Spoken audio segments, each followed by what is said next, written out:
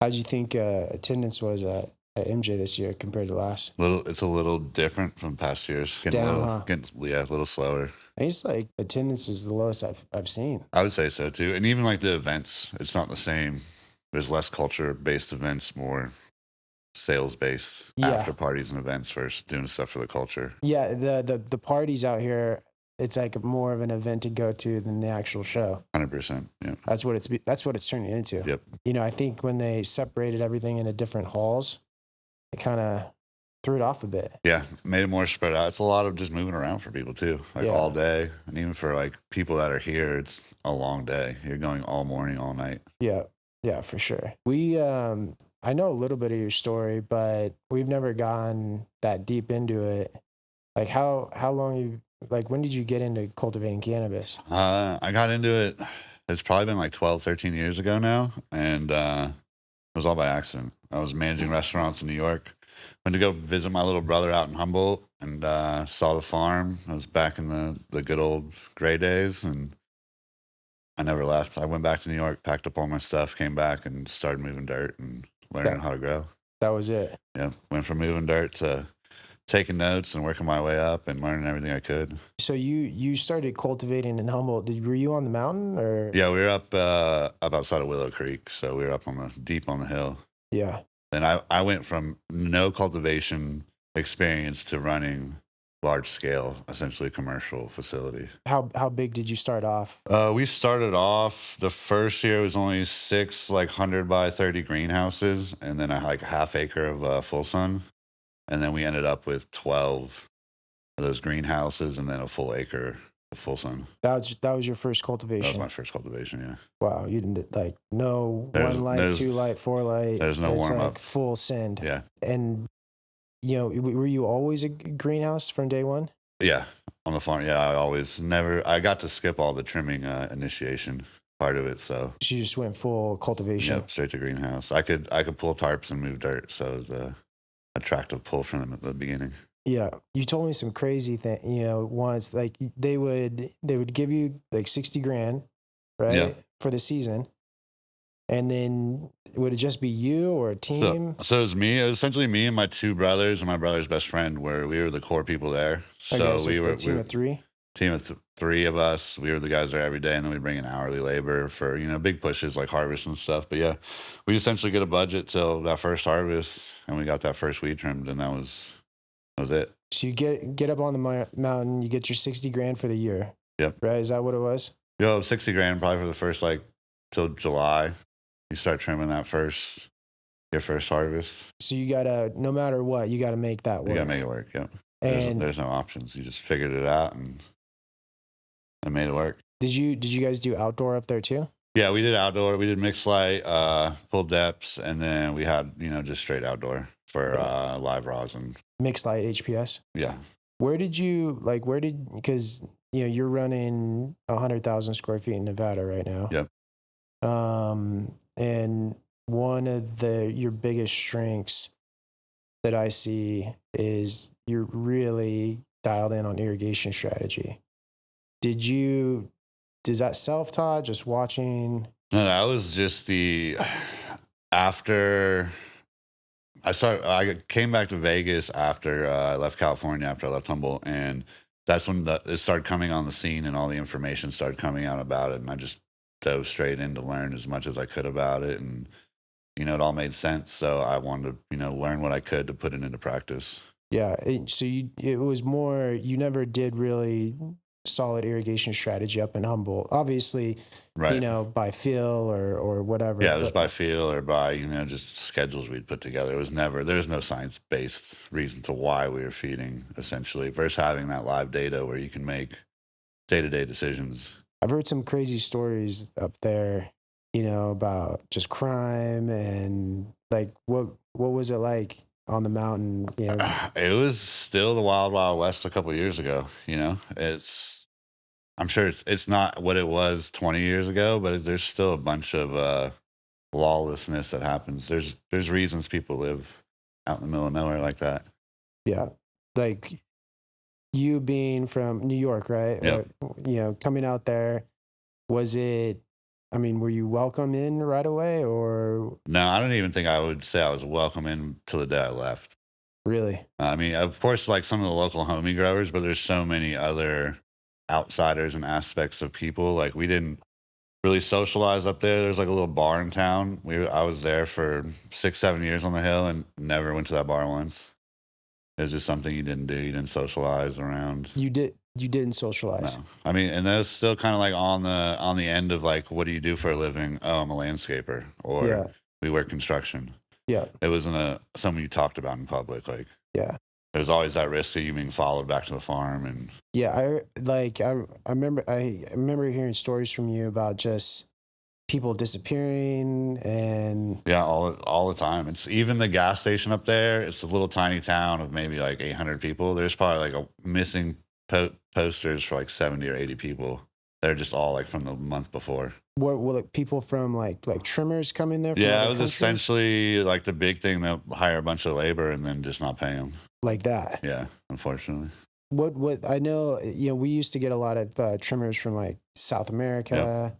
And is that same up there? Yeah, that was our crew. I mean, they come in and crush. And Yeah. Did you ever run into any problems? no, we were pretty good about vetting our trimmers. And like, if you were messing up or doing stuff we didn't approve of, you're out of there right away. Like we didn't. Yeah. Did you run into any issues with the locals No, we had a couple of crazy locals, but nothing like we didn't handle. But yeah, definitely locals, and had people putting up gorilla grows on the back of our property, which was fun to try to get them to stop. And then, so from Humboldt, you came straight out to Las Vegas. Yeah, I came out to Vegas. I had an opportunity to go work with some guys that were coming out here from Humboldt. Their spot fell through, so I ended up working somewhere else. Their Las Vegas spot? Yeah.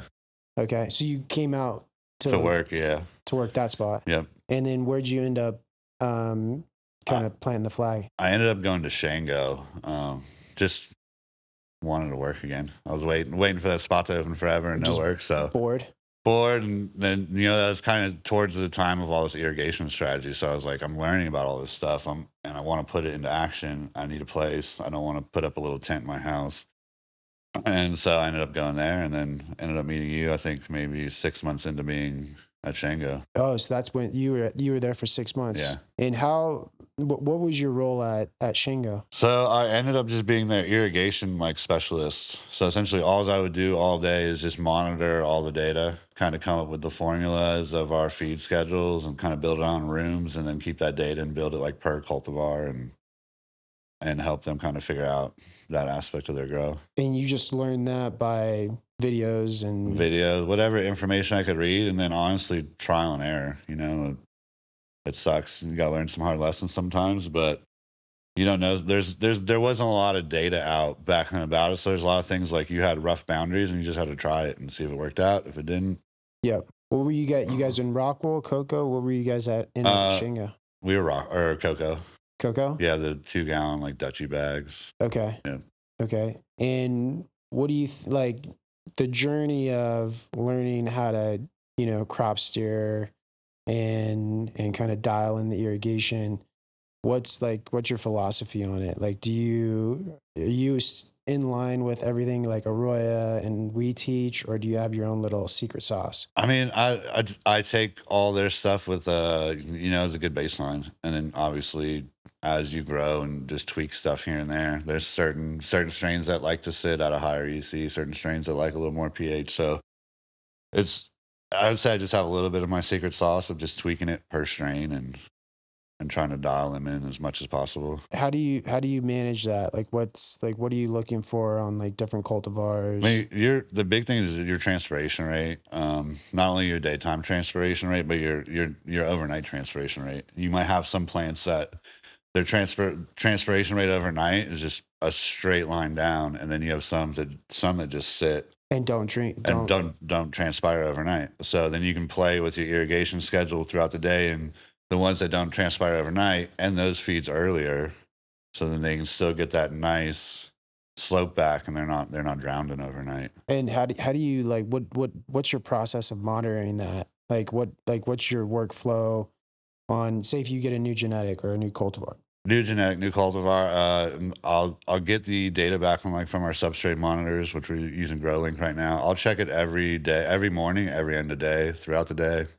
I'm on that thing constantly, just checking and making sure. Like before the first feed in the morning, I'll check, make sure everybody got their dry backs overnight, make sure everything looks good, and then end of the day, I'll check it too to make sure we're on track.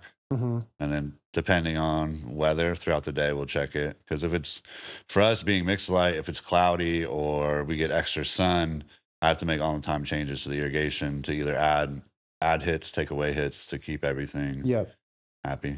With running the indoor spot in Shango and then moving up to like a mixed light greenhouse, like where do you lean towards? I love mixed light greenhouse. I mean, I think I love it more or less for the challenge of it. It's for me more mentally stimulating. It's always we're constantly making changes every day. You know, because we got the other aspect of Mother Nature that we have to deal with. Yeah. You know, indoor you do have to make changes, but once you get a good recipe set, the majority of your crew's like cleaning all day, and you know what I'm saying. It's a lot more keeping stuff clean and pruned and manicured versus dialing in all these little environmental tweaks throughout the day and trying to keep everything as normal as possible in the greenhouse. Yep. With irrigation strategy in a greenhouse, I mean, with the variables, are you always adjusting, your irrigation times and staying on top of it constantly, or do you have a process of like what's your process on that? So it depends on time of year. You know, summer and springtime, I can pretty much get a good schedule, set it, and then let it rip. As we're getting into winter and stuff, it's more of an everyday look at it because we get so many waterlog them and we get so many cloudy days out there. So it's just kind of playing with the weather and what's coming at us. Okay. And are you writing things down? Like how are you? Yeah, I have notes and journals upon journals, and I always take notes throughout the day, and then at the end of the week, I'll go through that notepad, and then I'll highlight all my important stuff, and then I'll transfer it into like my final digital Bible of essential of like the hard good stuff, good data I want to keep for the week, so I can go back and look at it. What are you mostly tracking when you're doing that on your notes? I mean, the biggest thing is just plant health of the plants and the weeks they're in, and then kind of the external environmentals and internal. Mm-hmm. So kind of looking at all those. Are we seeing PM in a room? If we are, what's the humidity? What's the temps? What have the overnights been? And just kind of keeping that data so we can go and kind of figure out why we're having, these reactions. And is it environmental? Is it something we're overfeeding? So it just helps keep track of all that. How many times a day are you feeding? For how long? It depends. Depends. Right now, it's probably only like 3 to 4 times, and they're like 4-minute hits. Okay. So small hits throughout the day. And what size dripper? I think they're half gallon. Half gallon per minute, yeah. Okay, and then half gallon, 4 minutes, 3 to 4 times a day. Yep. And is that in summer or that's winter right now? That's winter. Summer, some cultivars will take like 10 to 12 hits. 10 to 12 hits. Yeah. Wow. So you're almost tripling in the summer, but that's why and same 4 minutes. Yep, and you'll see you've seen our yields over the years. Yeah. They double, triple in summer, spring, and I mean that's transpiring more, eating more. Yeah. So half gallon per minute drippers, and then what size pots? We're about 1.5 gallons. Okay. Yep. Straight cocoa. Straight cocoa. Were you always a straight cocoa grower? Or? No, we did some heady living soil stuff, no-till beds, and then we had our pots and just organic soils. So I went from soil to cocoa. Where are you leaning towards? I mean, I like cocoa commercially 100% because there's less variables for stuff to happen. You have so many variables in living soil where you got to go, send your soil out, get it tested, figure out, what's off, what's causing all these factors. With cocoa, if you have a good base with it and then sterile, like it's if you're having nutrient issues, it's the nutrients. Yeah, consistency. Yeah. And repeatability. Yep. With no-till, coming from no-till organic, were you guys straight organic or were you guys hybrid, like organic and synthetic? No, we were full organic, making compost teas and like 1,000-gallon compost tea brewers. And what do you lean towards now? Synthetic. Yeah. Just, consistency. Yeah. I'm not seeing any degradation in the product. Like the product looks great, smells great. We have great terpenes. We're not getting cardboard terps. I think it's just all how you handle and process the flower. Yeah, what's your thoughts on that? Like, um, where do you see a lot of cultivators kind of missing it on the quality and terpenes? I think the biggest thing is just the curing and drying process. I think everybody's like in a rush to, get to market or get their money back, and they're not taking that extra week to let it sit. They're not burping, and they're not, putting it in a room where humidity and temps stay the same throughout the process. Yeah, we learned that on the new dry rooms that we built. 100%. That was huge. Yep. That, like, what was crazy is like our dry rooms before were just janky, kind of. They got the job done. I mean, they got the job done, but that you couldn't dial it in. Yeah. Yeah. What were you seeing in the dry rooms previous to now? Like what are the major differences and improvements? Just now, just to keeping the environmentals in there. The old dry rooms would take a couple of days to get down to 60% humidity, and with the new ones are down in the first day. The old ones would sit at like 80, 75 for a couple of days. That's where you get all that microbial growth, and adds to all your fails as well with the labs. But what I was so surprised is the increase in quality. Like, remember when we, like, the flower that we were doing was good. It was great. Yeah. But then when we changed up the dry rooms, the whole pack stuck together. Then. Yeah, it got loud. We have sticky weed. I think it impresses a lot of people here in Nevada. And the only thing we changed was the dry room. That was it. That was it. That was it. And it's just keeping that environment where it should be from the start, and not having it go from 90% humidity to 60 in 3 days. You want it there right away, and help set up the curing process for those trichomes. So you're saying it's really important to get to that 60% humidity right away. Right away. Or pretty close. Like, I mean, if you're in the ballpark, but I feel like a lot of guys, you're sitting in a room, you don't have enough dehumidification, and you got a room full of plants, and you're at 85% for 2 days before it gets down. Like, a lot of stuff can happen in 24 hours. The plant's still living, so I'm sure it's degrading a little bit and not curing and setting up. What's your curing, like, temp, humidity, time? Like, what's your go-to? Right? Our dry time, we're usually around 7 to 10 days. We want to put it in there at temp at 60, 59, humidity around 55. Okay. And then we'll just let it sit to the 7 to 10 days. We'll start the bucking process. But during the whole time when they're bucking and throughout all the other rooms, we have humidifiers in there too, so that humidity never goes any lower either. So we keep that humidity current throughout the whole back end process. What's the setup like? What kind of humidity, dehues, AC, like what? I know our dehumidifiers, I think we have about 4 Andins in there, and then we have ultrasonic humidifiers. Everything's all filtered and all set. And you're just keep it, don't change it, just let it work its way out and finish. I was blown away, just like the increasing quality. Yeah, it was insane. I didn't understand. Like, I knew like the curing process is really important, right? But I didn't understand how big of an impact it made on terpenes and flavor and overall, just flower quality. It's huge. Yeah, it made a huge change. Yeah, and a quick one. You seen people, like, they'll harvest, they'll spend all this time and energy cultivating, and then they harvest in the same flower room or just like a open garage, or they'll dry in their flower rooms. Yeah. It's insane. You're running currently HPS 1000 watts. Yes. And then we did a test with 1000-watt LEDs, and on a DLI level on paper, it looked great. It was smashing HPS 1000 watts. Yep. On DLI. It was like 30-40% more. Yep. DLI. 100%. And we did 2 rows, right? Yes. Something like that.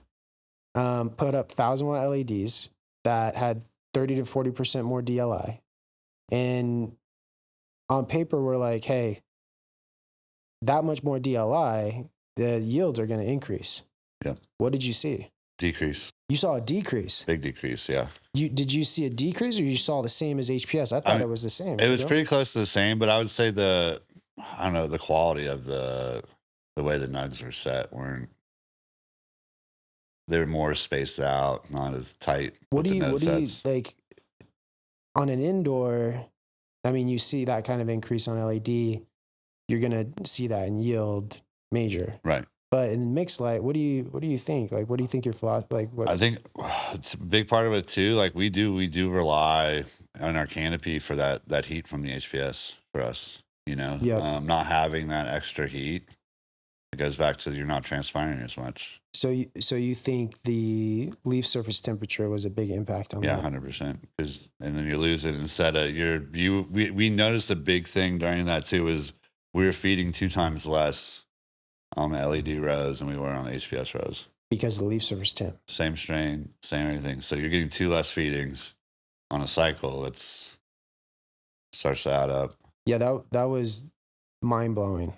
I Yeah. was really surprised. That's what we've always struggled with is in the winter is our DLI because we're losing that natural any help from the sun after 4:30. Yeah, every but you day. also got to factor you're losing the leaf surface temperature increase. Yep. Which transpiration, Yep. moving more. So you tried it and same, but I think the HPS is definitely the move for greenhouse mixed light. Is that go to that's when you see LEDs in greenhouse, like I'm sure it can be done if you got that perfect climate for it, and there's warmer not climate warmer to increase the climate. leaf surface temperature. Yeah, you'd have to. Yeah, it's interesting because I thought we were gonna crush. So yeah, so did I. Did you? Yeah. You thought so too, huh? Yeah, just getting the putting data a back. 1,000-watt LED top light. It's insane. Yep. It's insane the increase in DLI and PPFD. Yep. And we didn't see any difference. No. You're saying less weight. I would say, yeah. And overall, like structure and quality, I would say less. Like weight, same. There wasn't like any weight difference, but the quality of the flower. Did you guys use LEDs at Shingo? No, we use HPS. HPS? Yeah. Have you ran LEDs before or no? Not solely, no. So you're just straight HPS guy. Yeah, keep it real. Yeah. One thing that we worked on a lot this year was two main things. Lean farming practices and schedule. Like what do you think the biggest things we learned regarding those two subjects this year? I mean, lean farming. I mean, we've learned a ton. I mean, I think every day we're still learning with it. It's a great principle to kind of bring into your facility and teach your staff like what the meaning behind it is, because then they'll start looking at things and every touch we can take away every day and get rid of is more time put to do other things. Like we've seen it all throughout our facility by changing tiny little things. Like give me some examples. We used to soak our 99 clone cubes, break them up, put them in trays. Now we're getting trays that are already pre-filled. And you're just feeding them and you're not having to worry about all that extra prep work, and it saves days on the back end. Another big one we do is we veg in place now. You lose a couple days in those rooms, but we're able to turn a veg space into a flower room.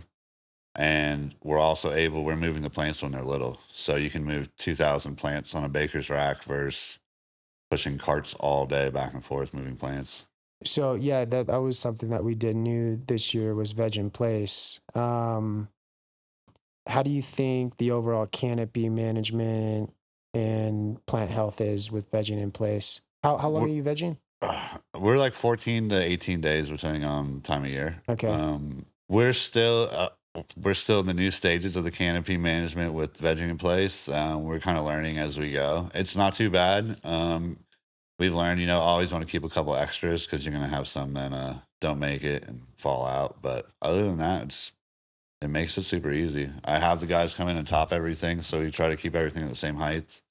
If need be, there's some strains we can let rip and not top. But with topping, we've talked about it before on this podcast, and it's like topping, no topping. What have you learned? I'm with every. It's just back and forth. I've done it both ways. It's genetic dependent. 100% genetic dependent. I've seen stuff that I've topped and it looks great, and then I was like, well, I think you were there and you saw it, and we were walking through the room, and you're like, yeah, we got to top this one. Yeah. And you top it, it looks fantastic. You let it go natural, and it looks crazy. Yep. Do you monitor that and write down Yeah. the toppers and non-toppers? Yep. Just keeping my nose. And, Yep. And another thing we did was started to monitor stretchers, and Yep. we broke it into 3 different categories: stretchers, shorts, and mids. Yep.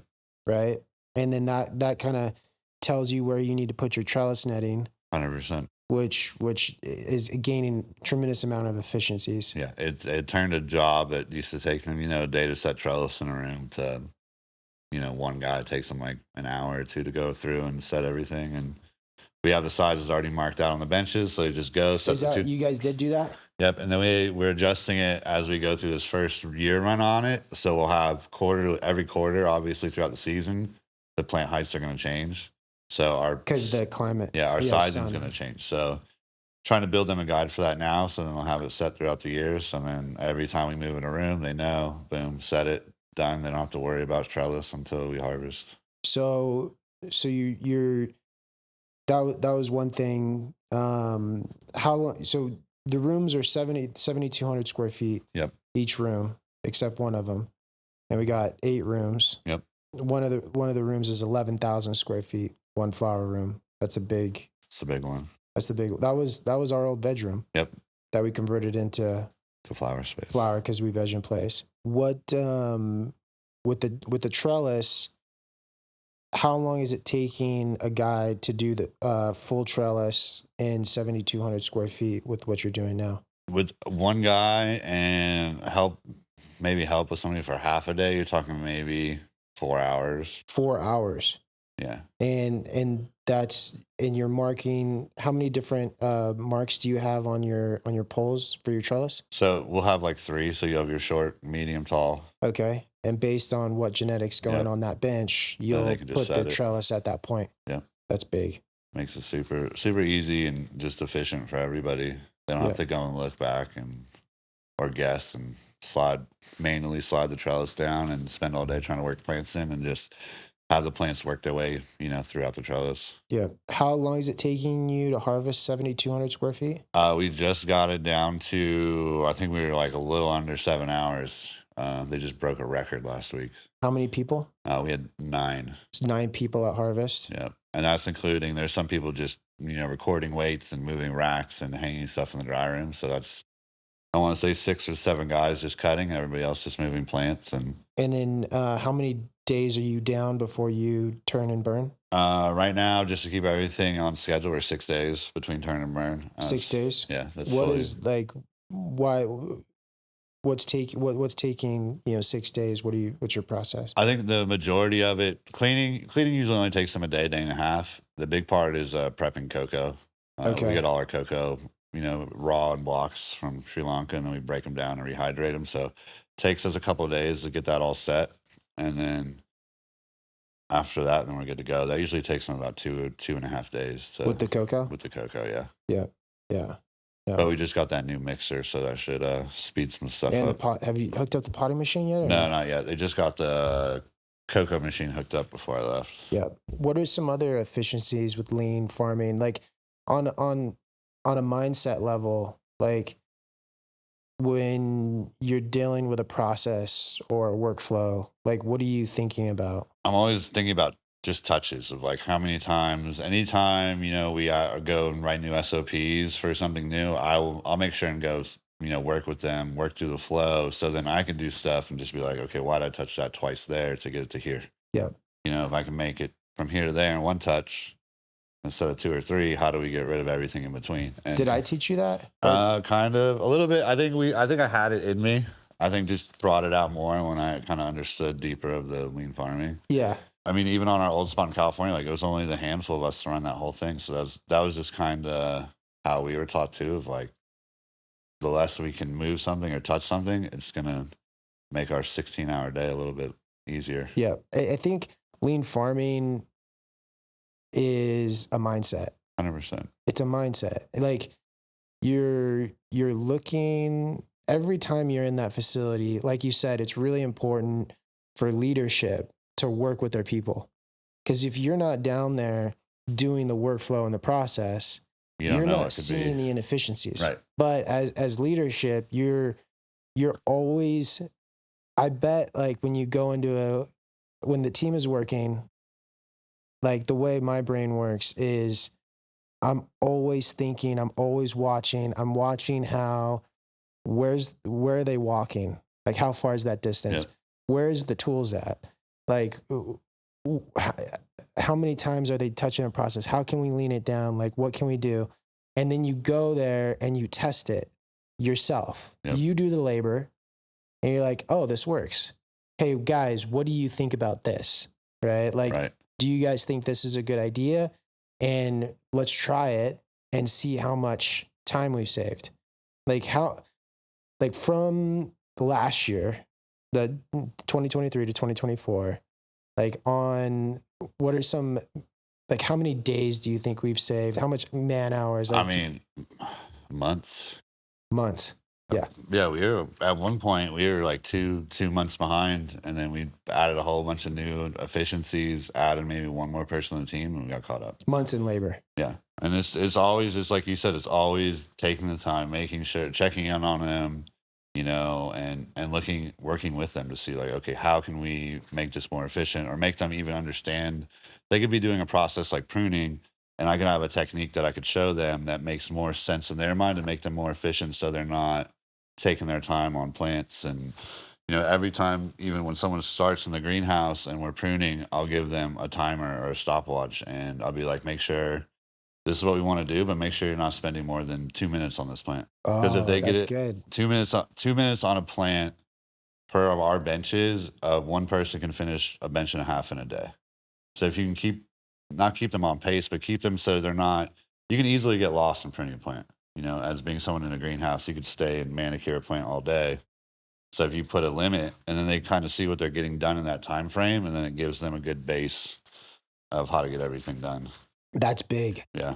I like that. And they don't need the stopwatch all the time, but it just give them a mental. Well, yeah, you can kind of mentally feel what 2 minutes 2 minutes is. feels like. Yeah. Yeah. So you're like, okay. So you're not getting and then stuck. you can take those minutes, break it down on the day, and know what you're going to get out, and how many guys you need. Yep. To get that room done. To get that room done. And how long is it taking you to strip a room? Right now, maybe like 2 days. Okay. How many guys? Between 4 and 6. Okay. So you're stripping 7,200 square feet. How many plants? Roughly, we're like 24 to 2,600, depending. 2,600 plants with 4 people in 2 days. Yep. Yeah. If you didn't have those metrics broken down in minutes, you wouldn't know how many employees you would need. You wouldn't know. There's so many different things, and also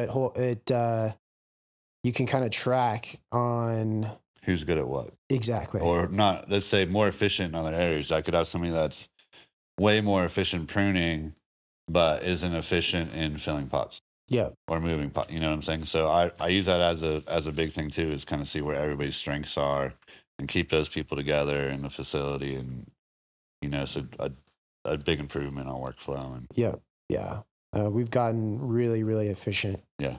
I think post harvest, we're currently at like $35 a pound. Yeah. What does that include? $35 a pound for post harvest expense. Trim, packaged, labeled, ready to go out the door. That's insane.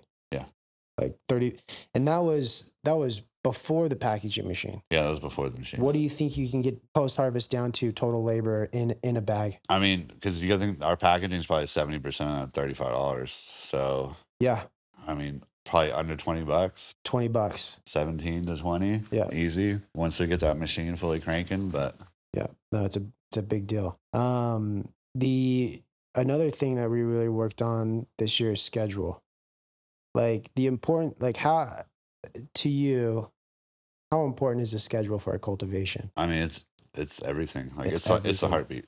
It's everything. I always tell my guys, if we ever get behind in areas, there's some things that we could push back a couple of days and move around, but the 2 things we can never push back: cutting clones, moving in, and harvesting. Like those dates need to stay set. If you miss a day or 2 late on pruning in the middle, not the end of the world, but being a day or 2 late on that harvest, or be a day or 2 late on cutting clones, that puts everything back for the whole, the whole year. So harvest, cutting clones, and moving in. Yeah. Are the They're the are the three. three hard dates that don't, we don't miss those dates. How are you managing your schedule right now? Right now, we developed what is Airtable that Yeah. we're using. It works great. We have it all scheduled, mapped out for into next year and a half almost. Yeah, for a whole year. Yeah. We mapped out a whole Yep. year. And what are you tracking or what are you scheduling inside Airtable? I mean, everything from cutting clones, clean out of the room, moving in, throwing in their tasks for, let's say, day 21 prune, day 42 prune, throwing those in there. Any task related goals we have for that room is all in Airtable. So as I come through, like, it's easy too for us. Like, you look at the month, I have everybody's workflow essentially done for the month. I just go in there, double check, make sure. It allows me to put people where, they need to be and stay on point with everything. What I found really cool was we did the 2025 schedule. Yep. On Airtable. And then in Airtable, it breaks it down into, you can see the time and kind of break down, and you can see where you could fit another harvest. Yes. Walk. How did we do that? Like, walk us through that process. I mean, it was the way it lays it out. Visually, you can see the spacing on Airtable. Yeah, blocked out. So you can see the flower time, veg time, Yep. harvest, take down and clean up, and transition. So it made it really easy for us to just look, and like you could physically see where we had a 10-day gap where we could fit something, versus having to just look at a list of numbers and be like, okay, how many days back can we slide this in? Yeah. So yeah, super game changer. How much will that one harvest generate in revenue? One harvest, we're in that. I mean, over a couple $100,000. Yeah. Yeah. It's a big deal. Yeah. I mean, schedule's everything. Yeah. I'm surprised, when I go into some cultivations, I don't see a tight schedule. Like, you got to live and die by the schedule. 100%. Because, it normally takes you 6 days to clean a room, and in the middle of the year, for some reason, something happens, and it takes you 2 weeks to flip that room. You just lost probably a harvest and a half for the year. Yeah. I mean, that's another cool thing about Airtable. It will show you, because like we have that 11,000 square foot room that takes us a little longer to clean. It shows you what that 2-3 days will do over the year as far as pushing the schedule back and making stuff catch up to other things. Yeah. So it's super dope. Yeah. No, it's big. With HLVd, like you've experienced. I go into the facility, and I know you've kept it really clean, and we've had HLVd in the past, but I don't see you ever having it.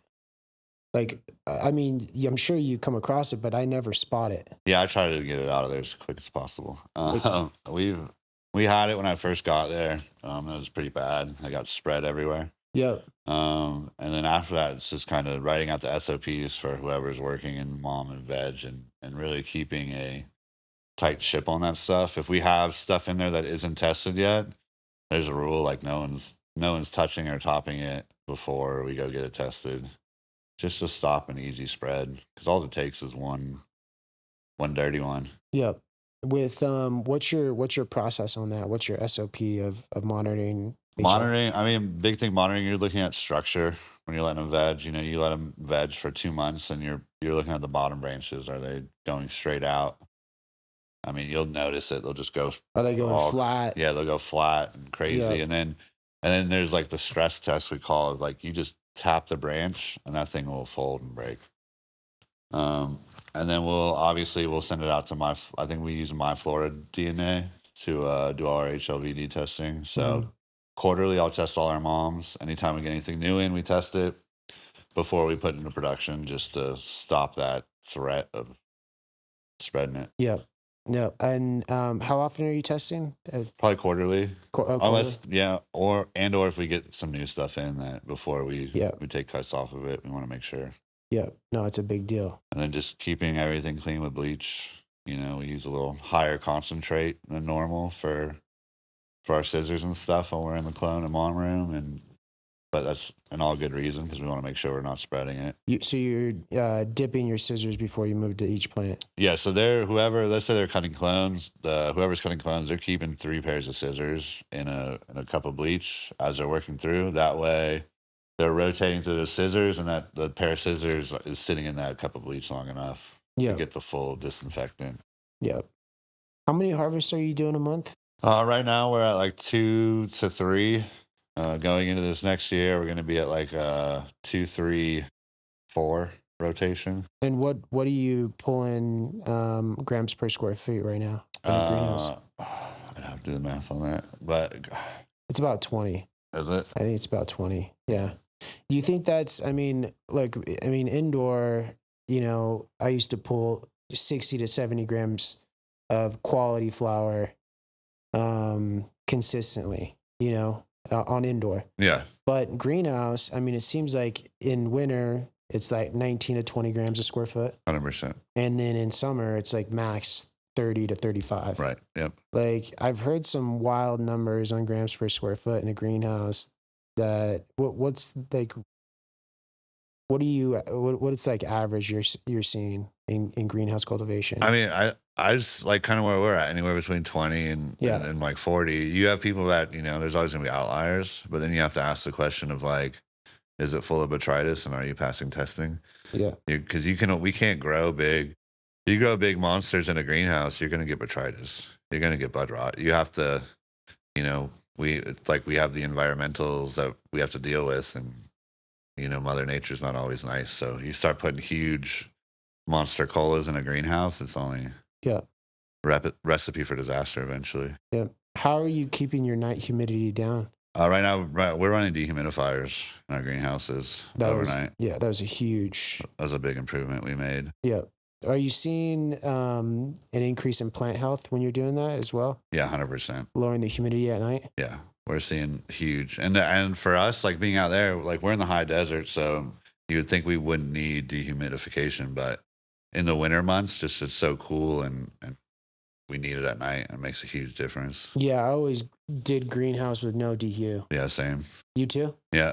Yeah. Was that the first time you used dehus? Yeah, in a greenhouse. But as we were, trialing it out, I saw where it could be useful, as we were kind of talking through it. Yeah. It just made sense because you'd watch, same thing collecting data, you'd watch the graphs, you watch overnight, you watch that humidity spike every night to 78, 80%, 82%. The plants are getting better dry back. Yep, and now they're getting better dry back because the humidity is where it needs to be, and it's not too humid in there for them to not transpire.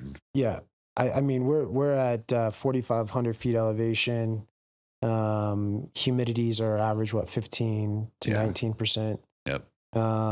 And like you said, you don't think you'll need a dehu with humidities that low, but it changed the game. Yeah, huge, and helps too with like the little monsoons we do get. But when we get monsoons, that humidity goes up to like 90% in there quick. Yeah, it's a big deal.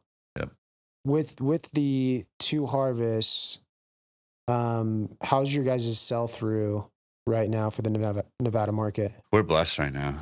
As far as sell through, it's good. Essentially they're waiting on us to package. Even with the 3 harvests, like you got just consistent sell through? We haven't got to 3 yet, but yeah, once we do, I don't see it being an issue. Yeah. How do you think the Nevada market is right now? It's different. I think there's a lot of, unfortunately, I'm just gonna say it, not a lot of quality flower in Nevada. So you're starting to see a lot of fall through, and the quality brands are starting to stick around and really show out and stay current for the the end consumer. But the market's, I don't know, it's all over the place right now. Yeah. It's a big tourist market too, so it's like a hard. What do you think that it's from? Talent density out here, or climate, heat? What? I think it's a little bit of everything and above, yeah. And just people are just trying to get product out to the market quick, and they know not curing it properly, drying it too fast, not curing it properly, not storing it properly. Fortunately, you get a lot of these dispensaries, and you spend $50, $60 on an eighth, and you get it, and it's you don't even need a grinder. You can just grind it in your hand in the dust. Yeah, just because it's just not being stored properly. Yeah. Where do you like to see your humidity levels when you're packaging? on your flower? You just try to keep it like between 55 and 50, Yeah, and your moisture level on your flower? like 10 to 12 as we're going into packaging. That Yeah. way, when it does, if it does go to the dispensary or does sit somewhere that the humidity is not proper for a couple of days, still gives it a chance to get to the consumer at a good moisture content. Yeah, that was one thing. I remember you telling me a story of a smoker, somebody that buying our flower was like, "Oh, can actually Feel the mold." feel the what?" He's like feeling how moldy it is because it was like squishy. Yeah, it was squishy. Because he wasn't educated, I was like, "That's not mold. That said should be squishy and Oh, he sticky." thought it was mold He thought it was like rot, like no good because it wasn't hard. because it wasn't like Yeah, it wasn't falling, rock hard. Yeah. wasn't falling apart. Yeah, he had no idea. He never felt squishy weed before, Yeah, which is wild. that's So wild. That is wild. it's a lot of educating to the consumers, even the local consumers. It's just they're starting to get there where, like, trying to get them more educated on terpenes and not this battle of like 31% THC is king. Yeah, 100. Are you seeing it's just still THC dominated, or Yeah, unfortunately, I think it just has to do with we're such a big tourist market. Yeah, Because you got, I mean, all these people coming different states, different countries. The easiest thing for them to look at out of all those numbers is going to be THC. yeah. I personally, I like the RS11. Yeah. Load testing is where I go. That's where I'm at too. I don't know if I'm getting old or if everything I smoke now it's fire. It ends up coming back at like 16 to 18. Yeah, yeah. I don't want to get blitzed. Yeah, no, me neither. I want to smoke a little, enjoy my time, chill, be able to function throughout the day. So I think hopefully that market will start to come along and better as we educate people. I know like we've been doing too, like we've given out a ton of that RS11 as samples to people and everybody loves it. Yeah. And it's some of our lowest testing flower. Yeah. And so it's like it's my favorite to smoke. Yeah, mine too. And it's like getting them accustomed, like, okay, it's okay to smoke something that's out of 14%. It's not, you're not going to have a bad time. Yeah. You're going to get high. Yeah. You're going to enjoy yourself. You're not getting screwed over. Like, I think that's what a lot of people think in the market here of like, if it's not high THC, they're getting taken advantage of. No. Some of the best flowers, low testing. 100%. Because LCG is 16, yep, 17%. And you're either going to have terpenes or THC. So it's very rare you're going to see high numbers on both unless they're doing something. Yeah. One thing about you is you're always pheno hunting. Yes. Like you're a monster. Like what do you got going right now? Like how many are you popping? How many seeds are you popping at a time? Like what crosses are you running? Right now, we just finished up a big coffin candy one that we worked on for over a year and a half that we got from like 230 phenos down to 31. And then we just got test results back. So we finally got that down to like the final 9. So out of 231, you picked 9? Yeah. Okay. So finally got those back and then just started a new one. Just did over 180 seeds, and they're all amaretto crosses from Symbiotic. Oh, yep. So that'll be a fun one. How many pheno hunts are you doing a year? I'll try either one. Like we did one big one. I'm probably gonna start breaking them down into smaller ones throughout the year. Now, as we've added this space too, I have a little bit more small benches to play on because obviously pheno hunting, we want to do it in the smallest area possible because that's real estate that you can lose out on. Yeah. What breeders are you popping? Right now, I did the last one was Symbiotics and Compound. Okay. And we have a bunch of stuff from them. With pheno hunts, like as far as, are you seeing a lot of cultivation facilities in Nevada pheno hunt, or they're just some running? I think a lot of them are running, and unfortunately, they're not only running but they're renaming. Yeah, I see that a lot. Like there's people that have 5 or 6 lemon cherry gelato on their menu. Yeah. How important do you think it is for a facility to continuously pheno hunt? I think now the way this industry is going, you have to. Like you have to have either that strain that makes you stand out, because if you're in a market where there's a hot strain, that we all can cultivate well, and you go to that market, you go to the dispensary, now you have 12 grows all growing the same thing.